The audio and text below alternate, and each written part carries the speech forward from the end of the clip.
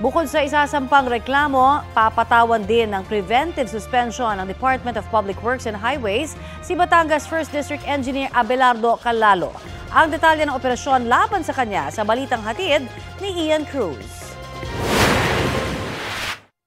Sa isang entrapment operation, naaresto ng pulisya sa Taal, Batangas si Batangas 1st District Engineer Abelardo Calalo ng DPWH. Ang dahilan, tinangka umanong suhulan ni Calalo si Batangas 1st District Representative Leandro Leviste para ipahinto ang investigasyon sa mga DPWH project sa 1st District ng lalawigan. Si Kong Leandro may tinawagan po siyang tao na nag-inform sa akin ng mga detalye, kaya pumunta po kami doon.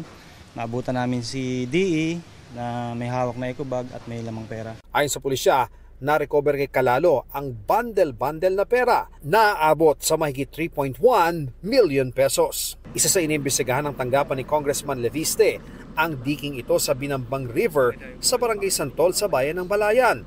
Ayon sa kapitan ng barangay, 2023 lang daw ito natapos, pero nawasak ang maraming bahagi ng manalasang bagyong Christine noong October 2024. Gamit ang backhoe, binunot ang ilang sheet pile sa nasirang dike para malaman kung sapat ang haba nito. Para nga masukat yung haba ng ibinaong sheet pile dito sa nasirang dike, ang ginagawa ngayon ay bumubunot ng sample gamit itong backhoe. At nais nga nilang malaman kung gaano talaga kahaba itong sheet pile na ito para malaman kung sapat na ba yung habang yan para protektahan ang ilog na ito kapag may malakas na bagyo o ulan. Dapat 15 meters. 15 ang sheet pile. At ang unang sinukat ay 3.96, ang pangalawa ay 5.5. Kung sabihin po natin, sabihin mo na kalahati ng ginastos sa proyektong ito na 338 M o mahigit ay sa sheet pile. At sabihin po natin 1/3 lang pala ang haba ng sheet piles na actually na inilagay.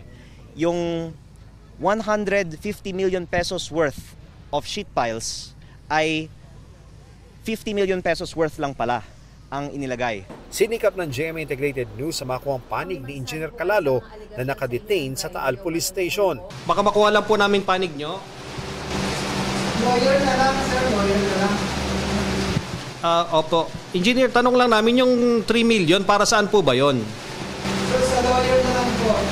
Papatawan din ng preventive suspension ng DPWH si Engineer Calalo. Mabuti na sa kanya at kinulong. Kung yun ang ginawa niya, hindi ho tama yan. And we don't tolerate that kind of action. Ian Cruz nagbabalita para sa GMA Integrated News.